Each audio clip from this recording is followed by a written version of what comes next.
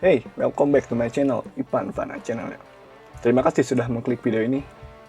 Dan kali ini kita akan membahas mengenai definisi dari infolocker ya, ataupun infolocker artinya apa, atau apa sih infolocker itu. Tapi sebelum lanjut ke video, saya meminta pada kalian untuk subscribe atau like dulu video ini, agar saya tetap semangat dalam membuat konten-konten di channel ini.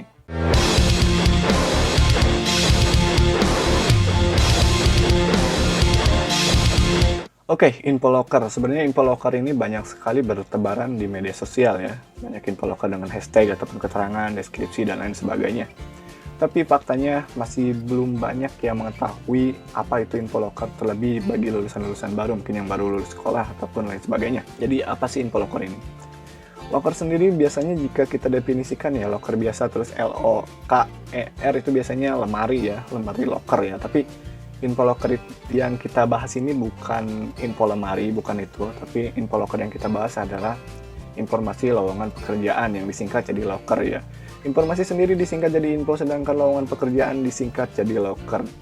Ini biasanya digunakan untuk media sosial ya, termasuk membagikan infolocker di situs-situs tertentu, biasanya disingkat menjadi locker agar lebih efisien dan efektif ya penggunaannya. Di Facebook sendiri banyak sekali grup-grup infolocker ya. Jadi buat kalian yang bingung nih, grup apaan ini, grup infolocker nya, masuk saja. Biasanya infolocker yang disajikan di grup-grup tersebut. Termasuk salah satunya grup infolocker yang dikelola oleh saya. Nah, tapi buat kalian yang masih baru atau awam di dunia perinfolockeran secara online ya, kalian jangan mudah terpengaruh ataupun percaya dengan infolocker yang disajikan. Sebab tidak jarang infolocker yang disajikan itu berbentuk penipuan, dan saya sering sekali menemukan orang-orang yang menggunakan akun anonim ataupun klon ataupun akun palsu yang menpost ataupun membagikan infolocker yang palsu ya. Loh, kok tahu sih bahwa itu infolocker palsu ya? Saya sering ada di posisi melihat infolocker di grup-grup ya, untuk keperluan tertentu, dan ada sistem ataupun pola tertentu yang dimana infolocker palsu itu biasanya ya itu aja, meskipun nanti nama PT-nya ganti ataupun gambarnya ganti atau deskripsinya ganti ataupun yang postnya ganti, tapi intinya biasanya polanya sama ya, menipu, berujuk penipuannya seperti sudah ada lah, intinya itu gitu. Nah, seperti apa sih infolocker atau lowongan pekerjaan yang palsu itu? Biasanya targetnya infolocker itu jauh gitu. Contohnya bagaimana? Contohnya seperti ini. Jika saya ada di Cimahi, misalnya di kota Bandung ataupun di kota Cimahi, jika saya adalah pemberi infolocker yang serius, saya akan membagikan infolocker sedekat mungkin. Soalnya apa? Soalnya ya biar perekrutannya lebih efisien ya. Tapi infolocker yang palsu biasanya memberikan infolocker yang jauh gitu.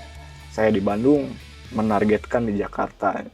Sedangkan di Bandung juga masih banyak yang nganggur kok ke Jakarta. Kecuali jika saya mencari atau memberikan lowongan pekerjaan yang spesifik, misalkan dokter ataupun web programmer, yang itu pun di Bandung sudah nggak ada gitu. Sedangkan untuk pekerjaan-pekerjaan seperti operator produksi mesin yang umum, jahit misal, kemudian admin ketik dan lain sebagainya yang umum lah, yang sekiranya di tempat kalian juga pasti banyak yang bisa melakukan itu. Kemudian saya taruh infolockernya di Sumatera, Kalimantan, Papua, nah itu bisa mencurigakan ya.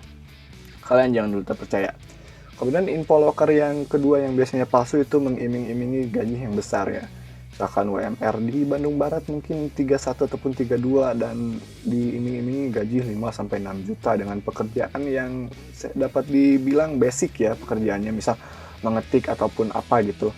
Mengetiknya bukan mengetik yang spesifik ya, tapi mengetik yang misalkan input-input data seperti itu, gaji 6 juta. Dan di perusahaan biasanya ambil perusahaan yang seperti Astra yang memberikan locker itu speknya atau syarat kerjanya sangat ringan tapi gajinya sangat besar ya.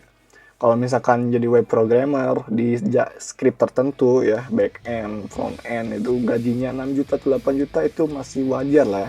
Namanya programmer itu pusing ya. Tapi kalau misalkan jadi penginput data, misalnya datanya sudah ada, kita tinggal input, lalu gajinya besar sekali ya, itu tanda tanya. Biasanya kalau seperti itu, ternyata yang besar itu bukan gaji tapi bonus ya, dan kita suruh cari nasabah ya. Tapi ada juga yang benar-benar nggak ada pekerjaannya, kita benar-benar ditipu ya. Yang kita balik ke topik pertama mengenai penargetan yang jauh, seperti tadi saya mencari karyawan atau pegawai di daerah Bandung, kemudian saya simpan infolockernya ke Jakarta. Biasanya kadang ada modus juga menjual tiket ya. Jadi katanya nanti ongkosnya ditanggung ya, tapi sebenarnya itu bukan infoloker tapi jualan tiket dengan modus infoloker ya. Jadi biar orang mau ke Jakarta atau kemana gitu dengan tiket yang diberikan ya. Tapi sebenarnya itu nggak perlu ditanggung sih, dari beberapa kasus kadang setengah-setengah ya. Jadi diskon ya, diskon tiket sih. Jadi kita sebenarnya jualan tiket, jadi bukan infoloker itu. Itu juga termasuk salah satu penipuan. Dan yang baru-baru ini marak di grup infoloker itu yang ABK kapal ya. Ini sih yang pola yang harus kalian camkan itu di infoloker itu seperti ini.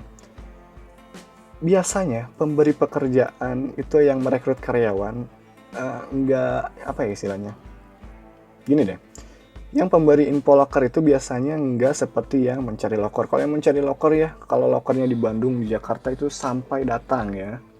Jadi pencari loker biasanya lebih agresif ketimbang yang memberikan lokernya, yang merekrut karyawannya ya. Jadi kalau misalkan ada yang memberikan loker atau memberikan lowongan pekerjaan untuk merekrut pegawai, kemudian dia berani untuk bisa menjemput, menalangi, nah itu perlu diwaspadai. Sebab baru-baru ini banyak sekali yang infoloker seputaran untuk luar negeri ya. Kemudian ada juga yang jadi ABK kapal. Si pencari kerjanya itu diiming-imingi dijemput ya, kemudian ditalangi ongkosnya, padahal enggak sama sekali. Biasanya itu calo sih. Jadi kadang ada calo juga, kemudian ada juga yang benar-benar murni menipu ya. Dia jadi dijemput, hasilnya jadi perbudakan dan lain sebagainya. Itu sering sekali. Jadi yang mencari pekerjaan ini sangat mudah sekali ditipu. Kenapa? Karena butuh ya. Orang yang butuh biasanya lebih mudah untuk ditipu ya. Kan butuh sesuatu ya, pekerjaan karena himpitan ekonomi, cari pekerjaan susah, kemudian diiming-imingi ya, walaupun secara nalar mungkin ini nggak masuk akal, tapi karena sudah butuh, kepepet ya, jadinya seperti itu, mudah sekali tertipu. Sebenarnya masih banyak sekali modus penipuan yang mungkin belum tertangkap oleh pemikiran saya ya, karena poin-poin pasti penipu juga, poin-poinnya semakin diimprove ya, semakin beda-beda lagi, karena biasanya penjahat itu selalu satu langkah dari calon korbannya. Soalnya kalau pembohong itu di belakang korbannya ya, calon penjahat, calon pembohong di belakang korbannya ya mudah ketebak ya. Oke, video tentang infoloker ini saya cukupkan sampai di sini. Terima kasih sudah menonton video ini. See you next time.